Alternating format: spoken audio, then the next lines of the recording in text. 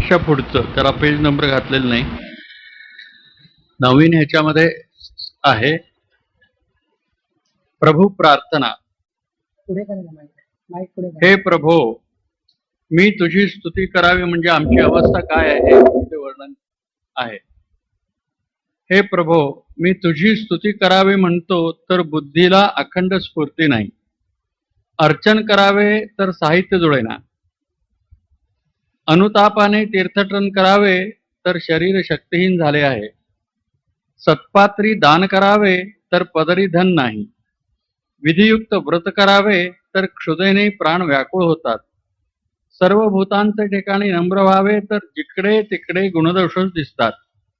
शास्त्राभ्यास करावा असे म्हटले तर आयुष्य आपल्या हाती नाही. प्रपंच टाकावा तर वैराग्य नाही. इंद्रिय दमन करावे तर रसना स्वाधीन नाही. असा मी अवगुणांचा निधी आहे. म्हणून काया वाचा मने करून वरदान मागतो की तुझे प्रेम मला निरंतर दे.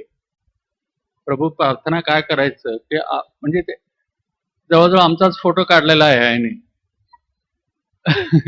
म्हणे तुम्ही पण प्रार्थना करायला हरकत नाही म्हणजे एवढंच, कारण हे काही जमत नाही, फक्त प्रेम दे असं म्हणायला जमतं ना. म्हणजे बाकी आमच्यामध्ये काही म्हणजे तसं काहीतरी उपासना धड असं करायचं म्हटलं तर ती शक्ती नाही, त्यांनीच करून घ्यायला पाहिजे. निदान तूच करून घे तरी म्हणायला पाहिजे ना. म्हटलं तर हरकत नाही, तो करून घेतो. कसं काय करून घ्यायचं तो बघेल. आता पुढच्या शेवटच्या म्हणजे शेवटची सूचना, खऱ्या सुखाच्या मार्गातील विशेष नियम हे आम्ही विशेष लक्ष देऊन बघायचं आहे. ज्याला आध्यात्मिक मार्गात प्रगती करून घ्यावयाची असेल त्याने संकुचितपणा समूळ नाहीसा केला पाहिजे. मी आणि माझं एवढंच सर्कलमध्ये फिरायचं नाही, थोडस त्याच्यातून बाहेर यायला प्रयत्न करायला पाहिजे. सगळे आपले मन थोडं मोठं करायला पाहिजे. मनाची शुद्धता जरूर राखली पाहिजे. या पृथ्वीवर शुद्ध प्रेम म्हणजे खरे प्रेम हीच एक मोठी शक्ती आहे. ती शक्ती तलवार नसतानाच राज्य करू शकते आणि दोरी नसताच बांधू शकते. परमात्म्याचे वास्तव्य सर्वव्यापी असल्याने पदोपदी लक्षात ठेवावे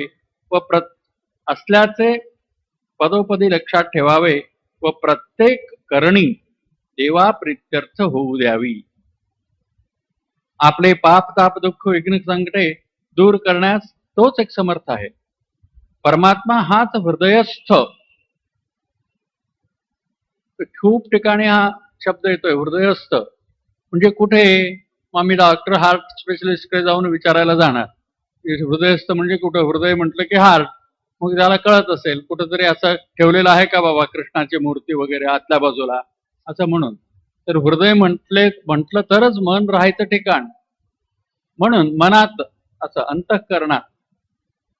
अंतःकरणाच्या पाठीमागे म्हणजे ह्याचा वास्तव्य असून तो सर्व काही अंतःकरण म्हणजे मनापासून मनाच्या द्वारे करवतो. त्याचा प्रकाश मनावर, मग मनाचा प्रकाश इंद्रियावर, इंद्रियाचा प्रकाश शरीरावर.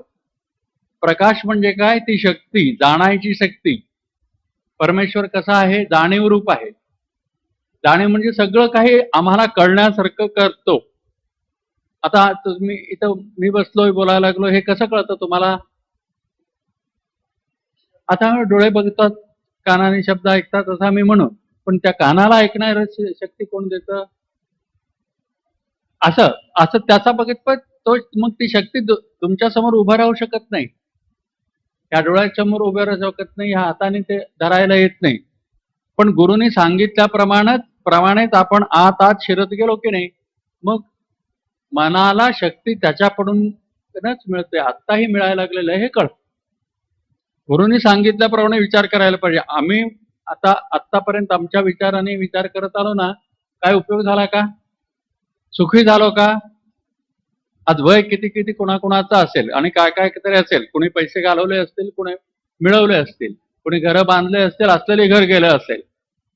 काय म्हणजे काही सगळे प्रपंचातले नमुने झाले. सगळं आपलं शहाणपण वापरून आपण रोज वागत असतो. काय मिळालं? सुख मिळाला तर प्रश्नच नाही. म्हणजे त्यांचं सगळं आपण ऐकायला पाहिजे, कसं मिळवला तुम्ही सुख म्हणून. पण पूर्वकाळापासून संत म्हणतच आलेले आहेत, की जो देखे सो दिखिया बाबाद. आणखीन थर्मामीटर लावायलाच नको आहे. ताप आहे कळतच चेहऱ्यावरनच. ताप आलेला असला ना मग चेहरा तो दिसतोच. आपण थर्मामीटर लावल्यानंतर कळायचं असं नाही, किती आहे म्हणून बघायचं एवढं. त्याप्रमाणे सुखी नाही हे आपल्या चेहऱ्यावरच कळतं. कोणी का असे ना म्हणेन मी सुखी आहे म्हणून, पण आतून देखील थोडस विचार केल्याबरोबर सांगायला एवढं लांबलचक सांगायला सुरुवात करतो.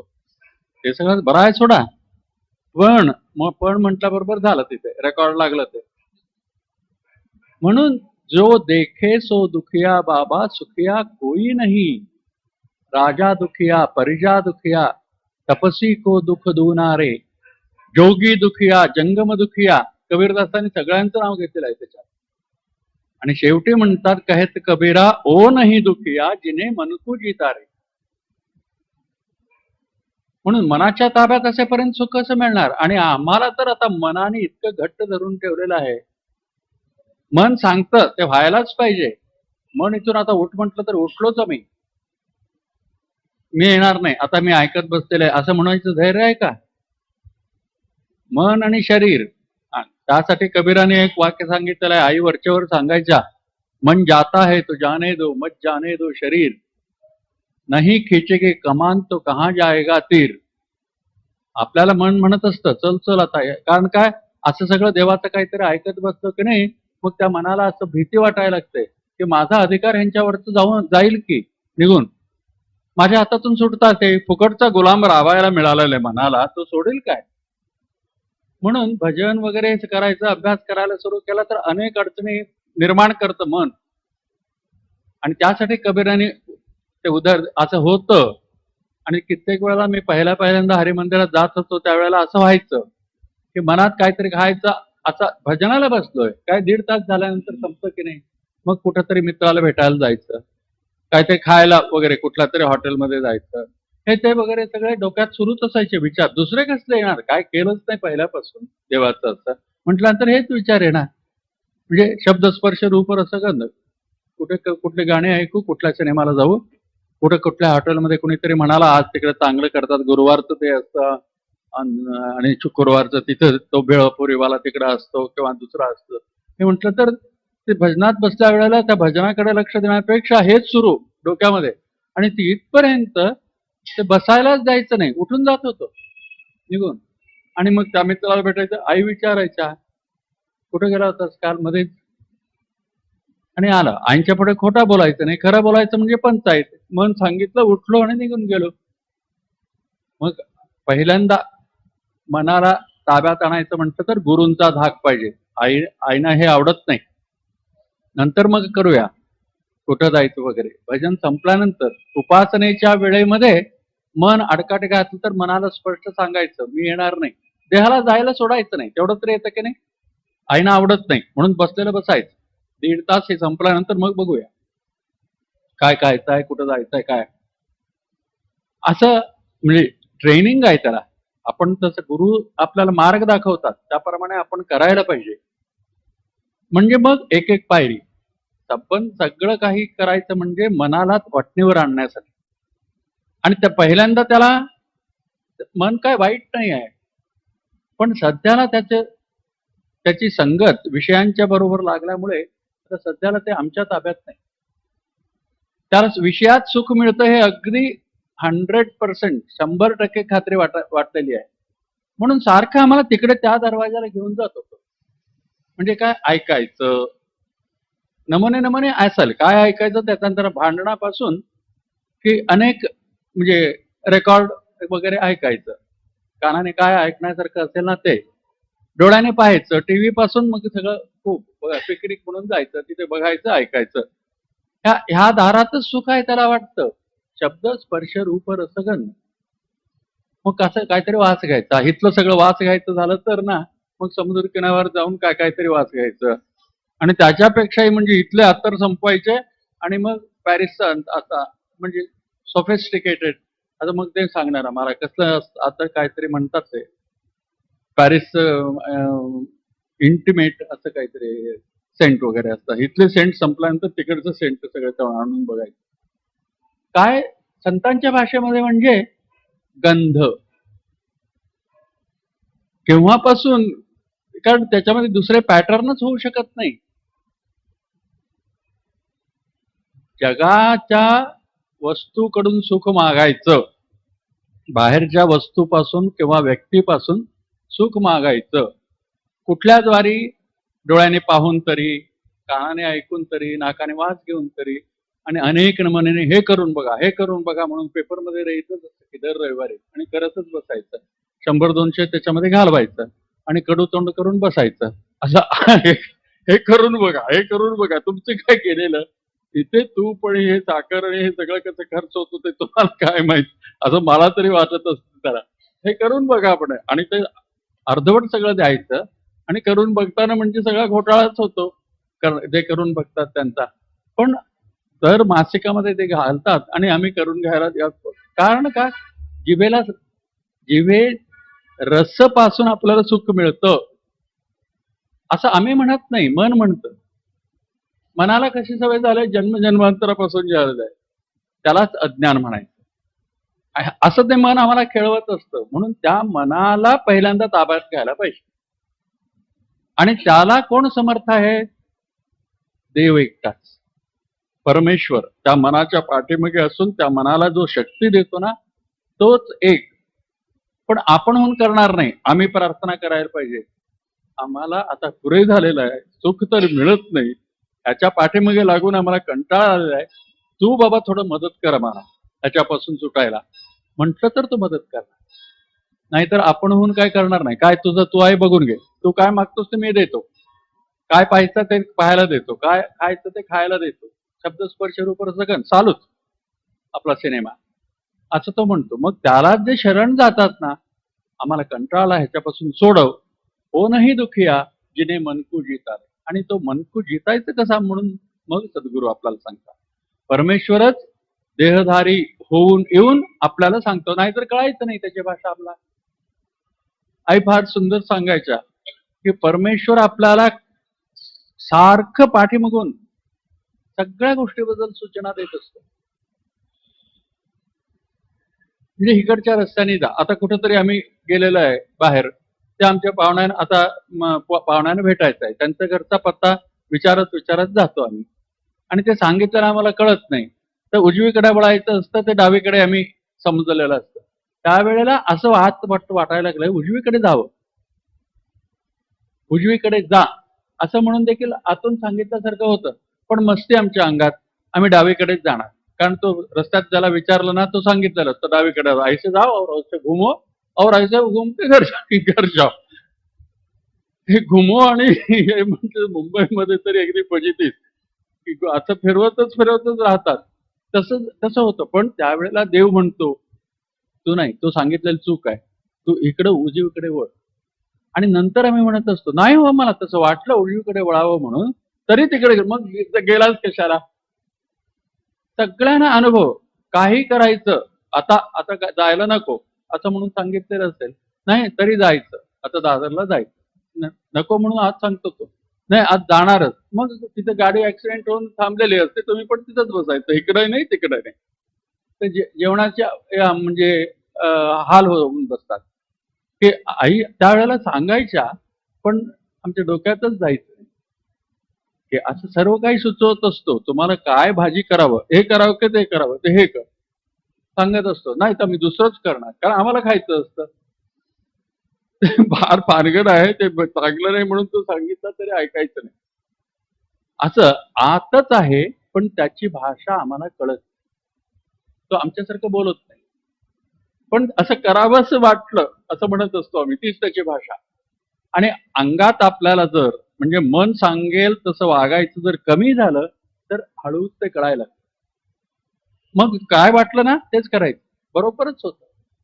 कित्येक वेळेला आई असं निजलेल्या असायच्या, कोणी कधी काहीतरी वाचायचं वगैरे असं सुरू केलं असेल तर लगेच उठून जायचा. आई म्हणाला, कृष्ण म्हणाला दूध उतायला आलेलं आहे म्हणून गेले होते, आणि बरोबर दूध आणखीन आई 1 मिनिट 1 क्षण उशीर केला असता तर उचलं असतं. बरोबर कित्येक वेळेला मी पाहिलोय. आई म्हणायची कृष्ण सांगितलं लगेच उठलं. मला काय माझं काय आवडतं मला म्हणतात तर तो सांगतो मी ऐकते. आणि आमचं काय होतं तो सांगतो आम्ही अजिबात ऐकत नाही. फरक एवढाच की त्यांना गुरुनी सांगितल्यामुळे की कळतं त्याची भाषा कळायला लागते. आणि आम्ही पण गुरुनी सांगितल्याप्रमाणे वागणार असं ज्या वेळेला म्हणू ना, तेव्हा पण ती भाषा कळायला लागते. पण त्याच्या आधी गुरु आपल्याला कळण्यासारखं आमच्यासारखंच देह घेऊन येऊन आम्हाला काय कसं वागायचं, काय करायला पाहिजे हे शिकवतो. तसं आई शिकवल्या. आई बोलल्या म्हणून तर कळलं. आता आता नाही देहाने असं म्हटलं तर लिहून ठेवलेले आहेत. मग ते वाचावं. त्याच्यामध्ये सगळ्या ह्या गोष्टी आहेत. आणि मग त्याप्रमाणे जर आपण करायला लागलो, आईने काय कर म्हणतात ते करायचं.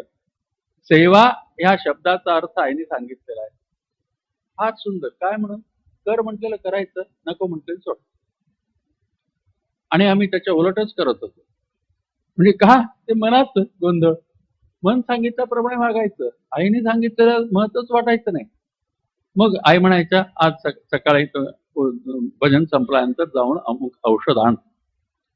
मग त्यावेळेला पहिल्या दिवशी सांगितलेल्या असायच्या. मग त्यावेळेला सकाळी 9 वाजता आईनं विचारल्याबरोबर, "आता काय जायला नको" म्हणा. मग मी जाऊन आणणारच. काल कशाला सांगितलं? आणि तिकडे जायचं पण म्हटलं तर सगळी दुकानं बंद. कुणीतरी म्हणजे त्या दुकानदाराच्या पैकी कुणीतरी गेला, मग त्यानंतर सगळ्यांनी म्हणजे दुकानं बंद केलेलं आहे म्हणायचं. मग वाकडं तोंड करून यायचं, आईच्या पुढे सांगायचं, "आईचं आज सगळे दुकानच बंद आहेत." मग इथं सांगितलं तर पटलं नाही तुला, आज जाऊ नकोस रे म्हणून. तर मलाच उलट म्हणालात, की आज जाणार रे, काल का सांगितला? आता मी जाणार. मग आता जायचं आई म्हणायचे कानडीमध्ये एक म्हण आहे. होदा पुट्टा, बंदा पुट्टा, पुट्टणकारी नीरिला म्हणून.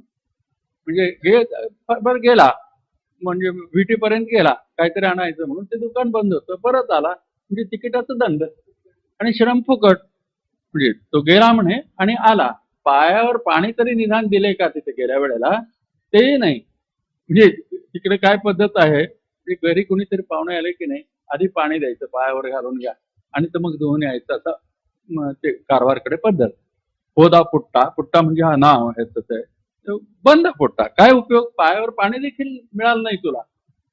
मग कसलं हे जाणं आणि येणं असं व्हायचं. आणि त्यावेळेला आई म्हणायच्या, "तो मला सांगतो मी ऐकते." तुम्ही तसंच शिकायला पाहिजे. म्हणजे मन देवाच्या ठिकाणी द्यायला पाहिजे. आणि मन देवाच्याकडे ठिकाणी द्यायचं म्हणजे आई एकदा म्हणाल्या मला, नारळ ठेवायचं असतं ना, गुरूंच्याकडे गेल्यानंतर मग देवाकडे गेल्यानंतर आपण नारळ घेऊन जात असतो आणि नारळ त्यांच्याकडे ठेवतो. मग तसं एक दिवशी उत्सवामध्ये आईच्या हातात नारळ द्यायचं, मग आई ते परत द्यायच्या. मग असं व्हायचं. तर आईच्या हाताला स्पर्श करून मग द्यायचं. असं त्या ड्युटीवर मी उभा होतो. माहीत नाही काय नाही. आणि त्यांनी दिलं माझ्या हातात नारळ. मी त्या आईंच्याकडे असं ठेवलं. आई डोळे उघडल्या. ते नेहमी काय असायचं, पंखा असायचा आईच्या हातात. तो वारा असं घेत मग आम्ही नारळ पुढं केलं की नाही, मग पंख्याने त्याला लावायच्या. मग परत आम्ही दिल्याबरोबर मग असं सुरू व्हायचं. हे रेग्युलर. मग असं करायचं, मग असं मग असं करायचं. मग ते मी उभा राहिलो आणि मी पहिला नारळ दिल्याबरोबर डोळे उघडले. म्हणजे "काय रे, तू पहिल्यांदाच उभा आहेस वाटतं" म्हणून म्हणाल्या. "होय, काय झालं?" "काय नाही, नारळ कसं ठेवायचं तुला माहित नाही वाटतं. पाप त्यांनी बरोबर ठेवला होता. ते ते उचलून तू उलट दिशा करून माझ्याकडे दिलास. म्हणजे आधी समजून घ्यायला तरी पाहिजे. मला वाटलं नारळ ठेवण्यामध्ये काय आहे? कसं ठेवलं तरी झालं. आडवं ठेवा, उभं ठेवा, कसं काय ठेवलं तरी होतं असं. काहीतरी शाळा शिकलो, बी-एससी झालो, अमुक म्हणून म्हटलं तर ह्या सगळ्या पद्धती पूर्वीपासून चालत आलेल्या माहीत असतात का? सगळं माहीत आहे म्हणायचं मूर्खपणा होतो. ते कळत नव्हतं. काय कळायचं आहे म्हणजे मूर्ख आहे हेच कळायचं. जास्ती जास्ती काही नाही. मग काय झालं एवढंच काय झालं, आई म्हणायच्या, नारळ ठेवायचा उद्देश काय आहे? आजपासून देवाला म्हणायचं किंवा गुरुला म्हणायचं, तुमच्या हातात आजपासून मी शेंडी दिलो. म्हणून शेंडी त्यांच्याकडे करून द्यायचं. नारळाची शेंडी त्यांच्याकडे असायचं. त्यांनी पकडायचं ते. आजपासून ही शेंडी तुमच्या हातात. ते खूण माझी माझी शेंडी तुमच्या हातातच द्यायच्या पेक्षा नारळाची खूण शेंडी त्यांच्याकडून द्यायचं. मग ते परत करतात. बरं, काय हरकत नाही. आणि ते लक्षात ठेवायचं. मी देवाजवळ कबूल केलेलं आहे किंवा गुरूंच्या जवळ मी कबूल केलेलो आहे. आजपासून शेंडी तुमच्या हातात. मग मी शेंडी इकडे करून दिलो त्या माणसाकडे. तो म्हणतो गुरुकडे गुरूंच्या जवळ नारळ ठेवला, तो शेंडी बरोबर करून ठेवला होता. ते उलट करून तू माझ्या हातात द्यायला लागला. म्हणजे त्याला सांगायचं तू वागू नकोस तसं म्हणून. गुरु गुरुनी सांगितल्याप्रमाणे वागू नकोस. असं काय इच्छा आहे काय तुझी? म्हणतोय काही मनगण मला माहित नसतं. हा, माहित करून दे. नाहीतर ते त्या कामाला उभं राहायचं नाही. पण अपमान वाटायचा. आईने सांगून देखील अपमान वाटायचं. पण आता वाटतं की काय आपलं नशीब, की अजूनही कितीतरी सांगितलंय असता काय. कारण हे असं म्हटल्याबरोबर हे न जास्तच आहे म्हणून म्हणायचे आणि मग ह्याला का सांगून काही उपयोग नाही. मग कित्येक दिवस तसंच जायचंय. त्याच्यानंतर मग एवढं सगळं वाया गेलं असं होत होतं की नाही. तर गुरूंच्या हातात आपण मन द्यायला पाहिजे. तिथून आपलं जीवन सुरू. एकदा असंच सगळ्यांनी बसल्या वेळेला गुरुने विचारलं म्हणे, की तुमचं वय किती? असं अनुग्रह दिल्यानंतर मग असं चर्चा चालल्यावर तुमचं वय किती? तुमचं वय किती? एक 50-60 वर्षाचा माणूस माझ्यासारखा बसला होता. तो सांगितला, तुमचं वय किती? असं म्हणून म्हटल्यावर 4 वर्ष म्हणाला. सगळे घाबरले, की याचं डोकं एकदा बरोबर आहे की नाही? कारण 60 वर्षाचा दिसतो. काही म्हणजे त्याच्यापेक्षा कमी नसणार. त्याच्यापेक्षा जास्तच असणार. 4 वर्ष म्हणतो आणि थोडा तर नव्हे. मग कसं काय? सगळं विचारलंय. काय हो 4 म्हणता बरोबर 4 लक्षात आहे ना तुम्ही काय म्हणता ते? होय म्हणाला. मी 4 वर्षाचाच आहे. म्हणजे कसं तो म्हणाला 56 वर्ष फुकट जगलो. 56व्या वर्षी गुरूंच्याकडून अनुग्रह घेतलो. घेऊन 4च वर्ष झाले. तेव्हापासूनच जगणं खरं. आयुष्य म्हणजे जगायचं काय म्हणजे व्यवस्थित जगलो म्हटलं तर गुरूंच्याकडून अनुग्रह घेतल्यानंतरच. मग ते घेऊन 4च वर्ष झाले. बाकीचे 56 वर्ष जगलो ते त्याला काय अर्थ आहे? ह्या दृष्टीने मी 4 वर्ष म्हणालो. सगळ्यांना पटलं असं म्हणून एक संदर्भात वाचलो होतो. त्याप्रमाणे गुरु केव्हा भेटतात? लवकरच भेटले फारच बरं. आणि लवकरच त्यासाठी आईनी मार्ग घालून दिलेला आहे आम्हाला. बालोपासनेला मुलांना पाठवा. त्या तेव्हापासून ते आपल्याला गुरूंच्या सांगण्याप्रमाणे वागायचं किती लवकर होईल ना, तेवढं आयुष्य नंतर आपल्याला आनंदात जगता येईल. म्हणून अगदी शेवटी आम्ही जायचं. आम्हाला शेवटी आता आईंचं कळलं हो आता काय करायचं. म्हणून आता तरी निदान व्यवस्थित करा. आणि तुमच्या मुलांना पाठवा. तुमच्यासारखं त्यांचं व्हायला नको. त्यांना पहिल्यापासून आनंद मिळू दे. कारण बालोपासना एकच म्हटलं तर देखील देव कोण आहे, कुठं आहे, कसा आहे वगैरे सगळं त्याच्या डोक्यात राहतं. बालोपासना म्हणजे सामान्य नाही, छोटीशी उपासना आहे. आईने सर्व काही उपासनेचं सार त्याच्यात घातलेलं आहे. उदाहरणार्थ पहिलं जे काय श्री गणपते विघ्ननाशना मंगलमूर्ते मूषक वाहना तिमिरनाशिसी निज ज्ञान देऊनी. इथूनच सुरुवात. तिमिरनाशिसी. तिमिर म्हणजे काय? अंधकार. त्याचा नाश करतोस तो. कोण? गणपती. गणपती म्हणजे कोण? गणांचा पती. गणा म्हणजे काय? आपले इंद्रिय आणि मन. त्यांच्यावर अधिकार जो चालवतो गणपती. तो सोंडवाला गणपती म्हणून म्हटलं तर ते येणारा जाणारा असं म्हणून मग आमच्या हातातला तो. आम्ही म्हणतो आम्ही केव्हा समुद्रात पोचवतो त्यावेळेला जातोच आणि आणतो त्यावेळेला चतुर्थीला येतो. तसा नाही. आईंचा गणपती म्हणजे. आणि इथं शास्त्रामध्ये लिहिलेलं आहे की त्याला आकार वगैरे म्हणून ती गोष्ट आहे. पण खरा जो त्याचा मुख्य अर्थ काय आहे म्हटलं तर आपल्या शरीरामध्ये इंद्रिय जे आहेत हात पाय वगैरे कान डोळे 5 कर्मेंद्रिय 5 ज्ञानेंद्रिय. परवा सांगताना तेवढ्यालाच थांबलो होतो. शरीराचा थोडासा अभ्यास करायला पाहिजे. आता हा स्थूल शरीर. ह्याला 5 कर्मेंद्रिय आहेत. हात, पाय, जीभ 3 झाले आणि मलमूत्र विसर्जन करायचे ते 2. कर्मेंद्रिय हे कर्म करतात. डोळे, नाक, कान त्वचा आणि जीभ, परत इथे जीभ आहे, ते दोन काम करते दोन्हीकडे. बोलताना कर्मेंद्रिय, चव बघताना ज्ञानेंद्रिय. आई म्हणून त्यासाठी म्हणायच्या ही जिबली फार वाईट आहे, तिच्याकडे जास्ती लक्ष द्या, कारण दोन काम करते, मस्ती फार तिला. की म्हणून काय करता आत्ता सवय आहे तिला म्हटलं तर गोड खायचं आणि कडू बोलायचं. आता तेच उलट व्हायला पाहिजे, कडू खायचं आणि गोड बोलायचं. निदान गोड तरी बोला, गोडच खा पण गोड तरी बोला. ते घडत नाही. त्यासाठी तिच्यावर फार म्हणजे लक्ष ठेवायला पाहिजे म्हणायच्या. आणि त्यासाठी एक गोष्ट सांगायच्या, तिची मस्ती किती असते जिबलीची. जिबली म्हणायच्या, आवडती. जिबली काय म्हणून एकदा त्यांचं आणि दाताचं भांडण चाललं म्हणे. दोघे एकाच ठिकाणी राहतात ना.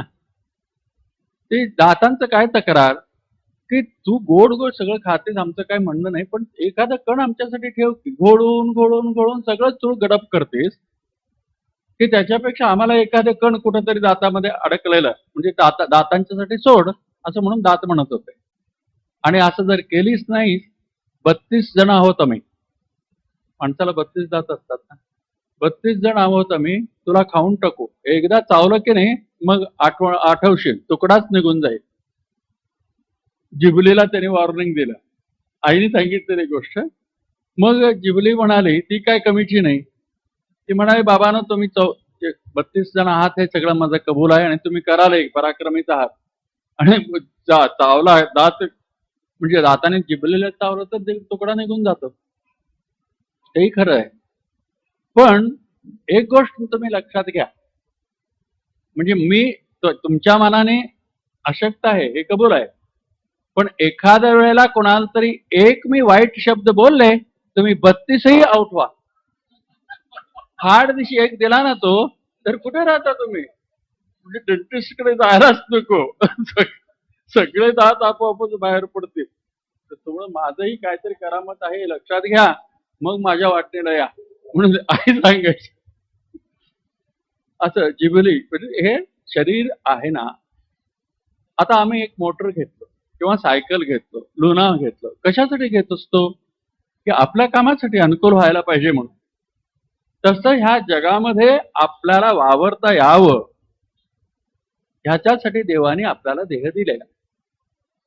ते स्थूल तनु जो आहे तो आपल्याला जागृतीमध्ये जे प्रपंच दिसतं त्याच्यात व्यवहार करायला हा शरीर नसेल तर काही चालत नाही. डोळे उघडून बघायला पाहिजे तेव्हा दिसणार काय. ह्या आणि ह्याला शरीराला काय, हा टिकणार कसा, ह्याला पेट्रोल कसं घालायचं, तर आहार. ते खायला पाहिजे, म्हणजे ते खाल्ल्यानंतर मग आपोआपच रक्त होतं आणि नको ते मलमूत्राच्या नमुन्याने विसर्जन होऊन जातं. म्हणून पाणी आणि आहार. आणि ते कुणी पिकवतो, तोच पिकवतो. आम्ही काही खातो ना, ह्याला पेट्रोल म्हणून जे देतो ते कुठंतरी पिकवावं लागत नाही. त्या पृथ्वीवरच तो वनस्पती सगळं पिकवतो. मग जोंधळा, गहू, अमुक तमुक वगैरे, म्हणून ते खाण्यासारखं आम्हाला ह्याला शरीराला चालतं. हे शरीर ज्याने बनवलेलं आहे किती शहाणा आहे, त्याला काय काय लागतं सगळं काही फुकटच देतो. जोंधळा कुठून येतो, भात कुठून येतो, काय धान्य कुठून येतं, दूध वगैरे आम्ही पितो ते कुठून येतं, सगळं आमच्यासाठी तयार करून ठेवलेलं आहे त्यांनी. पण कधीही आम्ही तो त्याच्याकडे लक्षच द्यायचं नाही. आम्ही केलं, आम्ही केलं म्हणून सगळं होतं. आम्ही म्हणजे कोण हेच समजून घ्यायचं नाही आणि आम्ही केलो ह्याच्यात जायचं एवढंच आमचं, म्हणजे त्यालाच मस्ती म्हणतात. आणि त्या मस्ती असेपर्यंत काही कळत नाही परमेश्वर किती मोठा आहे. गुरुनेच सांगायला पाहिजे आणि आपण मन देऊन ऐकल्यानंतर कळतं. गुरु ब्रह्म विष्णू महेश्वर हे तिघा मोठ्या देवांना जन्म दिलेला तो, म्हणून परब्रह्म कुठं सांगितलेलं आहे भजनात. पहिल्या प्रारंभीपासून तेच आहे आणि तेच कळायला आम्हाला कितीतरी वर्ष लागतात. आणि मग बाकीचं कळायचं आणि किती वर्ष कोणतं. ब्रह्मानंदम. दुसरं आईनं तेवढंच समाधान नाही, त्याच्यानंतर दुसरं सांगतात ब्रह्मानंदम परम सुखदम. गुरु कसा आहे, ब्रह्म आनंद. आनंद जे काय थोडं थोडकं आनंद नाही, ब्रह्म म्हणजे त्यात संपतच नाही. आणि नित्योपासनेमध्ये सुंदर असं वर्णन केलेलं आहे, अवीट असे हा आनंद. आनंद आनंदासी बोले, डोले खेळे होऊनी धुंद. आपण काय आज ओळखतच नाही. आम्ही सगळे बोलत असतो, तो आनंदाशीच बोलतो. आम्ही काय समजतो ते व्यक्ती एक एक वेगळी, पण तसं नाही. त्याच्या अंतर्यामी ते ध्वनी त्याच्यात आम्ही सगळं जगतो, त्या जगण्याची शक्तीच आनंद प्रत्येकामध्ये आहे. त्याच्याशीच आपण बोलत असतो. आपण समजतो देहाबरोबर बोलतो. मी एक देह म्हणून समजायचं, दुसऱ्याने देह म्हणून समजायचं, मग एकमेक भेटल्यानंतर हॅलो हॅलो कसं झालं कसं झालं. तर प्रत्यक्षात आपण बोलत असतो परमेश्वराबरोबरच. ध्वनी कुठून उमटते? आई म्हणतात नित्योपासनेमध्ये, ओम ध्वनी हा जेथुनी उमटे तेथे लक्ष लावी नीटरे. तोच परमेश्वर आहे. ओंकार रूपा सद्गुरु बापा, नाम तुझे मंगलमय. ओंकार रूप ओंकार स्वरूपा सद्गुरु समर्था, अनाथांच्या नाथा तुझ नमो म्हणून एकनाथांचा अभंग आपल्या भजनाच्या पुस्तकामध्ये आहे. म्हणजे काय सांगितल्यासारखं झालं? म्हणजे ह्या अमुक आहेत ABC असं काहीतरी त्यांचं नाव सांगितल्यानंतर आपल्याला कळायला पाहिजे की नको त्यांचं नाव असं आहे म्हणून. ते काय नाही, आमच्या डोक्यात आमचंच सगळं काही चाललेलं. ते वाटेल ते संतांनी सांगू दे, परमेश्वराला आमच्या समोर उभं केलं तर देखील आम्ही तिकडे बघणार नाही. काय हो आमचं इतकं इथं पडलेलं आहे, कुठं सवड आहे कुणाला सांगा बघूया. काय हो भजनाला तर या रात्रीच्या वेळेला असतं नित्योपासना वगैरे, ते या कुणाला सवड आहे हो. उद्या सोमवार, परवा मंगळवार, त्याच्यानंतर बुधवार, होय ते ओळीने येतातच की, तुम्ही कशाला सांगायला पाहिजे ते. केव्हाही मला सवड होत नाही. कशासाठी सांगायला लागले की मोठा घोटाळा झालेला आहे, तुम्ही चुकीच्या वाटेने चाललेला आहे. सवड नाही हो, तुम्ही उगीच काहीतरी सांगू नका. आम्हाला बेळगावला जायचं आहे आणि निघालाय विटीकडे. तर कोणीतरी पाप करुणावंत सांगितला हे चुकीचं मार्ग हो, इकडे जायला पाहिजे. बेळगाव म्हणजे इकडे येतं, तुम्ही चालला विटीकडे. हे सवड नाही आम्हाला, तुम्ही उगीच आम्हाला थांबूच नका असं म्हणायचं. मग जा बाबा म्हणायच्या विटेपर्यंत जाऊन मग परत येणार. मग लक्षात येणार तो तेव्हाच तिथं ओरडत होता. ऐकलं असतं तर बरं झालं असतं. पण आता ऐकून काय एवढं सगळं केल्यानंतर मग जायचं तिकडे. मला वरचेवर एक गोष्ट आठवते. एकदा एक सायकलवाला जोरात पळत होता. सकाळच्या वेळेला फिरायला जात असतात ना, त्यावेळेला एकटा म्हातारा तो सहज फिरायला म्हणून जात होता. तो बघितला हा सायकलवाला कामावरच जायला म्हणजे धडपडायला लागलाय वाटतं, पळत जात होता. सायकल तर होती. मग एखाद्या वेळेला जाता जाता पंक्चर झाली की काय की म्हणून तो पळायला लागलाय असं बघून त्या टायरकडे बघितला. टायर ट्यूब बघितल्यानंतर दोन्ही धड उडायला लागलेले आहेत. म्हणजे त्यांना काय झालेलं नाही. तो व्यवस्थित आहे. चेन गिन पडलं काय? चेनही पडलेली दिसेना. मग त्याला आश्चर्य वाटलं, हा पळतोय कशाला सायकल हातात असून. म्हणून तेच राहवलं नाही त्याला. तो विचारला, काय रे बाबा सायकल हातात असून कशाला पळतो? सवड नाही हो. काय सायकल चढायला सवड नाही. मग पळ म्हणाला तो. आता काय तुला विचारण्यामध्ये काय अर्थ रे? की मला वाटलं तर काहीतरी बिघडलं असेल सायकल. आता तुला विचारणारा मीच, माझं डोकं बिघडलेलं आहे. पळ तू म्हणाला. म्हणजे लवकर. तसं आमचं जीवन आहे. आम्ही काय करतो, कशासाठी करतो? कोणी आपण नोकरी करतो, हे करतो वगैरे सगळं काय करायला पाहिजे. सवड नाही हो. सवड काय? कशाला सवड नाही? देवाचं नाव घ्यायला सवड नाही. देवाला स्मरायला सवड नाही. त्याच्यामुळे सगळं चालायचं. ह्याच्याबद्दल कृष्ण प्रतापामध्ये आईने सुंदर उपमा दिलेली आहे. ते ह्या नमुन्यालाच ते म्हणायचं. उचलला तो किराकंगुळीनं गोवर्धन पर्वत. आणि हे बाकीचे सगळे त्याच्या भोवती असलेले पेंड्या माझ्या गोंद्या वगैरे सगळं नंबर 1, नंबर 2, नंबर 3 असिस्टंट जे होते की कृष्णाचे, तर ते आता तो करांगोळी धरून ह्याच्या उचललाय म्हटल्यानंतर आपण पण काठी लावलाय. आणि तो सबंध पर्वत त्याच्या बोटावर उभा आहे. तो काय नाही आरामात असा हसत उभा आहे. तर ह्यांना फारच ओझं वाटलं आणि ते करून मग गुंथायला लागले. म्हणून करून. मग काय झालं तुम्हाला गुंथायला म्हणून कृष्ण विचारतो. कृष्ण प्रतापमध्ये ही गोष्ट आहे. मग ते काय म्हणतात, एकट्यापेक्षा एक डायलॉग अगदी बघण्यासारखं आहे.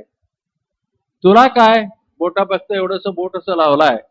ते सगळं काही दही दूध खात असताना मात्र पहिला नंबर तिथे येतोच आणि सगळं मलाच पाहिजे म्हणतोच. लोणी आणि हे सगळं तुझं झाल्यानंतर आम्ही खायचं. आणि इथं उचलताना निदान हात तरी लावायचं की नाही? केवढंसं बोट असं करून अगदी स्टाईल मध्ये उभा राहिलास, काय उपयोगाचं आहे काय ते? आम्हाला काठ्यावर लागून सगळं त्यात ते उचलून धरावं लागतं म्हणून कुंथायला होतं. तुला काय झाड, तुम्ही एक बोट लावलास काय होणार नाही, ओझं सगळं आमच्यावर आहे. मग माझं काही चालत नाही म्हणता का तुम्ही? बर बाबा, मग तुमचंच खरं, मी माझं बोट काढून घेतो, तेवढं तरी कशाला काढून काय म्हणतात. खाली यायला लागल्याबरोबर मेलो. मग आता का मेलो? येऊ दे की खाली चपटच होऊन जा. पण तसं म्हटला नाही तो परत बरोबर. आता ते कळलं ना कुणाच्या ह्याच्यावर उभा आहे ते सगळं. म्हणून आपण काय करत असतो, पैसे मिळवायला नको म्हणून म्हणत नाही, त्याच्यासाठी जन्माला आलेला आहे. शरीर जन्माला का आलेला आहे? झोपलेले उठा म्हणजे काय आपण विचार करायचा आहे, नाही तर फक्त ऐकायचं नाही असं नाही. म्हणजे थोडा वेळ झोपून, आता बायको म्हणते तुम्ही येत नाही म्हणून मग येऊन बसायचं, किंवा नवरा म्हणतोय बायकोला ते येत नाही म्हणून ती बसायचं. आता ओढ दे, त्यांना उगीच कशाला वाईट वाटायचं आणि म्हणून बसायचं. मग झोप काढायची. तास 10ला बंद करायलाच पाहिजे त्यांनी. 10ला बंद करतात मग उठून जायचं असं म्हणून नव्हे. तुमचा प्रश्न आहे, प्रश्न विचारायचं तुम्ही, आम्ही मिळूनच अभ्यास करायचा आहे की आपण जन्माला कशाला आलो आहोत. नोकरी करण्यासाठी. कुठला तरी फॅक्टरीवाल्याला कॉन्ट्रॅक्ट आम्ही केलेला आहे की त्याच्याकडे आम्ही काम करायला म्हणून जन्माला आलो आणि त्याच्यावर जन्मभर त्याच्याकडे काम करायचं. किंवा दुसरं कोणी शेती करण्यासाठी आम्ही आलो आहोत अशी समजूत. सवडच नाही काय हो. 12 महिने आमचं काम असतं बघा शेतीचं काम. तुमच्या शहरामध्ये 8 तास काम केलं की नाही घरी येऊन झोपला असं होत नाही. हे म्हणत असतात तुमचं शेती काम बरोबर, केव्हा जाता त्यावेळेला तुमचं बरं. इथं आम्हाला कार्ड पंच करून घ्यावं लागतं. थोडं उशीर झालं तर देखील बाहेर घालतात एकमेकाचं. एका संतांनी एक गमतीचं उदाहरण सांगितलं होतं. काय म्हणून, एका लाकूड फोड्या होता. मग त्याला विचारलं का बाबा तू लाकूड फोडतोस? तो म्हणाला लाकूड पोटासाठी नको काय? बरोबर आहे. म्हणजे लाकूड फोडायचं, पैसे जे मिळतात की नाही त्याच्यातून धान्य वगैरे आणायचं, मग पोट भरून खायचं. मग पोट कशाला भरतोस, खातोस कशाला? दुसऱ्या दिवशी लाकूड फोडायला शक्य नको का? काय तुमचं विचारायचं म्हणाला. म्हणजे पहिल्या दिवशी लाकूड फोडायचं, मग पैसे आणायचे ते खायचं. कशासाठी दुसऱ्या दिवशी लाकूड फोडायला पाहिजे? लाकूड फोडायचं खायचं, लाकूड फोडायचं खायचं. म्हणजे ह्याच्यासाठीच जन्म. त्याप्रमाणे आमचं झालेलं आहे. आता 30 वर्ष आपण नोकरी करतो. 30 वर्ष आता कॅल्क्युलेटर्स वगैरे झालेले आहेत. पूर्वी म्हणजे गणित चुकायचं. आता 30 वर्षाला अमुक पगारापासून अमुक स्केलवर माणूस असेल तर 30 वर्षात त्याला किती मिळतं लगेच सांगता येईल आकडा. अमुक इतके लाख तुम्हाला मिळते. मग आताच तुम्हाला आम्ही एवढे लाख देतो. ते जेवढं मिळतात की नाही 30 वर्ष तुम्ही निश्चिंत राहून टाका. राहील कुणीतरी? होतच नाही. हे धडपड थांबायचं काय कठीण आहे काय? आत बसलेला आहे तो मनबा. तर भिकेला म्हणतो 5ही दरवाजे, अम्मा रोटी दे अम्मा. पण शब्दस्पर्श रूप रसगंध. लगेच जाता सकाळी उठल्याबरोबर टूथपेस्ट तोंडात आणि टीव्ही इकडे. आधी टीव्ही काय कार्यक्रम ते चाललेला आहे आणि नंतर मग दात घासायचा आणि तेवढ्यात आई सांगायचं गमतीचं. म्हणजे आम्ही प्रपंच कसं करतो, आईच्या दृष्टीने प्रपंच व्यवस्थित करायचं म्हटलं तर परमात्मा, आणखीन दुसरं काय नाही. कसं करायचं, आईचं चरित्र वाचायचं या दृष्टीने वाचावं. त्या सासरी कसं वागत होत्या तसं वागा, दुःखच नाही. 4 वाजता उठून आपलं आंघोळ आधी करून घेऊन आपली उपासना जप जाप वगैरे काय ते सगळं करून पाणी तापून दुसऱ्याने उठायची वाट बघत बसायचे आणि त्यांना पाणी काढून द्यायचं. त्यांचे कपडे धुतलेले ते वाळवून मग त्यावेळेला आंघोळीला जायचं. आंघोळ झाल्याबरोबर त्यांना चहा कॉफी काय घेतात ते त्याच्याबरोबर खायला देऊन द्यायचं. एक दिवशी तरी करा की बघूया किती किती तुमचं कौतुक करतील घरी यजमान. आहे नाही आज तुम्ही तिथेच तुम्ही बघून घ्या. तुमच्या ऑफिस कॅन्टीन मध्ये सगळं मिळतं ना, येताना ते रोज 2-4 इडल्या इकडे बांधून घेऊन आम्ही आईचं चरित्र त्यासाठी वाचणार नाही, कारण अंगलट येतं. 4ला उठ म्हणतात आई आणि उपासना करायचं वगैरे. हे सगळं जमायचं नाही. आईने सांगितलेलं प्रत्येक म्हणजे जास्ती हाव वाढवू नका, आशा करू नका. देवाने काय दिलेलं आहे ना, आपल्या यजमानाने किती पगार आहे त्याच्यामध्येच करा. 2 पैसे बँकेत टाका, समयाला उपयोगी पडतील. लोक तुम्हाला कंजूस म्हणू दे, दुसरं काही म्हणू दे, कोणी त्या पैशाच्या दृष्टीने उपयोगी पडणार नाही. म्हणून तुमचं जेवढं आहे त्याच्यात तुम्ही करा. परमार्थ आईंचा हा. मला पहिल्यांदा हे सगळ्यांना काय शिक्षण आईंचं मिळायचं म्हटलं तर व्यवस्थित वागायचं, कुठेही बाहेर जाताना काय खायचं, शरीर टिकवण्यासाठी खाणं आहे. आणि तो कसलाही आहार असला तर देखील देवाने निर्माण केलेलं चालतं. मग कांजी देखील आई म्हणायचं, आम्ही सगळं लहान असताना कांजी पित होतो, म्हणजे गंजी म्हणून कानडीमध्ये म्हणतात, म्हणजे काय पेज, त्याच्यानेही पोट भरतं. ते देखील मुलांना ते सगळं तिकडे तसंच देतात. मग इथे ह्याना बिस्किटही पाहिजे, हे पाहिजे, अमुक अमुक नाही सगळे, पण इथं इथं केलेलं नव्हे आणि फॉरेन मध्ये केलेले बिस्किट पाहिजे. म्हणजे दुप्पट तिप्पट तेवढं जे जायचं ते मिळवायचं आणि तिकडे ह्या गोष्टीसाठी देत बसायचं. का? मुलं तसं म्हणतात, बायको तसं म्हणते. मग इथले पात्र चालत नाही, तिकडूनच यायला पाहिजे, कितीही पडू दे त्याला. माझा मित्र गेला होता तो येताना आणला, तो फुकटचा आणतो, त्याला पैसे द्यायला पाहिजे की नको. म्हणून आई म्हणायचे, हे असं म्हणायचंच नाही आपणच, त्याने आणलं नको, माझ्याकडे अजून खूपच साड्या आहेत, आता मला नको, पुढच्या दीपावळीपर्यंत. मग पाहिजे तर त्यावेळेला सांगे, पैसा तुमचाच राहतो. हे आईचं तत्वज्ञान, आईचं म्हणजे हे सांगायचं, आई सुख का मिळत नाही, म्हणजे पंचविषयांच्या द्वारी भीक मागत फिरता म्हणून सुख मिळत नाही. सुखरूप परमात्मा आत आहे, त्याचं ध्यान केलं तर सुखीच तुम्ही. मग तुम्ही राबा, काय करायचं नशिबात आलेलं ते तो तिथंच जातो, त्या कारखान्यामध्ये त्याला नोकरी लागते, तो शेतकरीच होतो, तो टेलरच होतो, सगळं त्याचं लावून लिहूनच आलेलं असतं, दुसरं होतच नाही.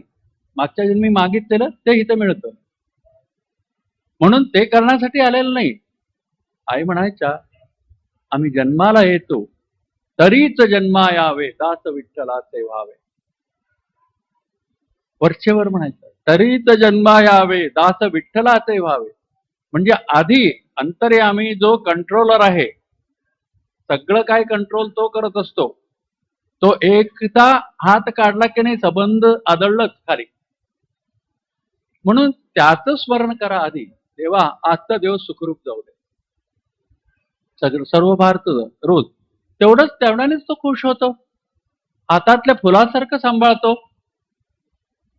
हे संत सांगतात, आनंदे करुणी संसारी असावे, नाम आठवावे विठोबाचे.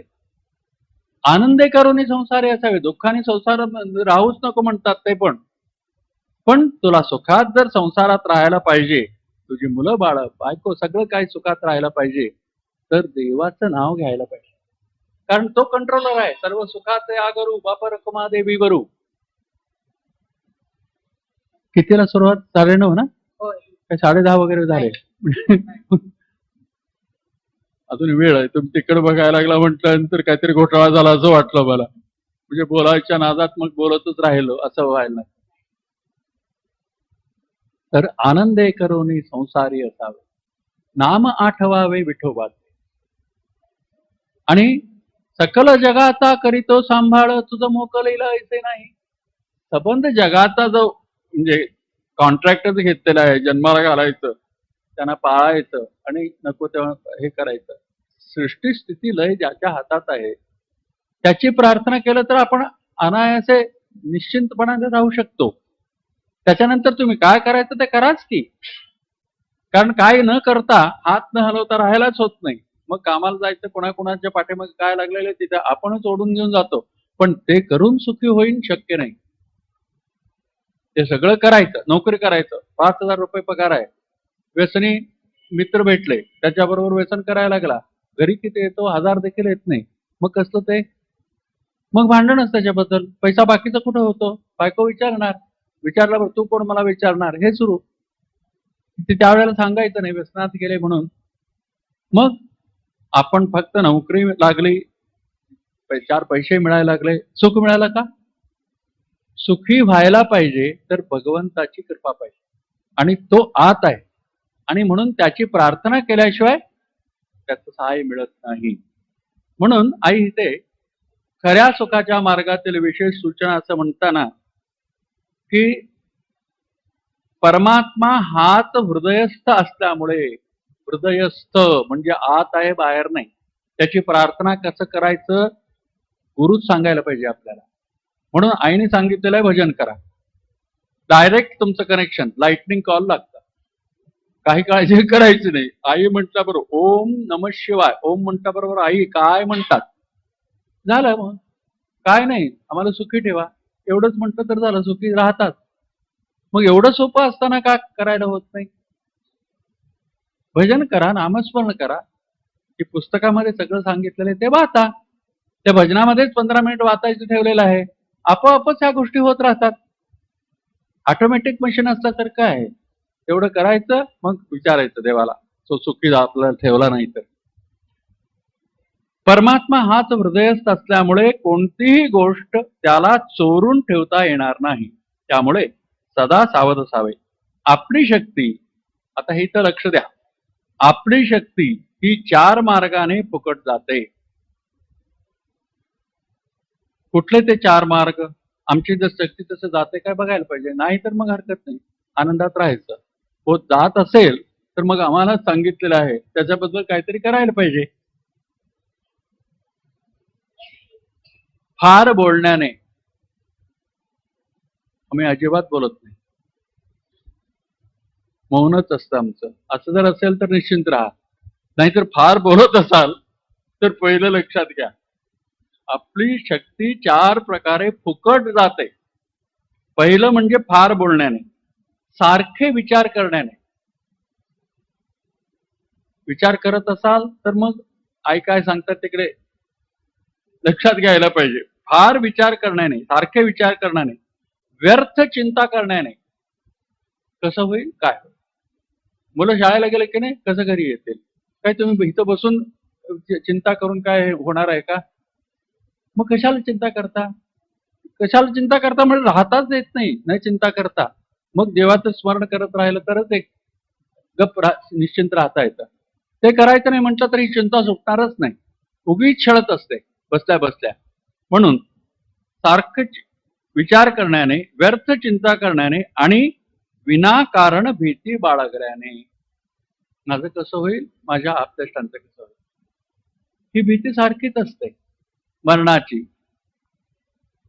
म्हणून ह्या 4 गोष्टीनं फुकट आपली शक्ती नाहीशी होत, म्हणजे उपयोग निरुपयोग असं होत असते. त्यावर उपाय म्हणजे फक्त आई हे सगळं फुकट जातं एवढंच सांगून गप्प बसल्या नाही, त्याच्यावर उपाय सांगितलेले आहेत आणि ते करावं आपण. त्याच्यावर उपाय म्हणजे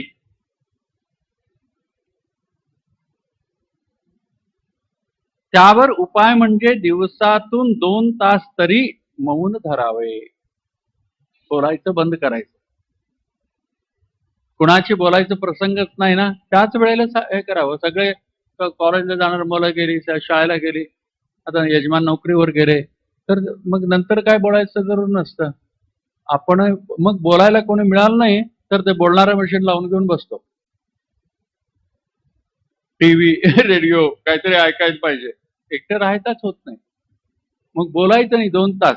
मग त्यावेळेला करायला खूप वेळ असतं, पण आपण करत नाही. तर करावं, आई सांगतात म्हणून. 2 तास तरी मौन धरावे, सद्ग्रंथ वाचून त्याचे मनन करावे.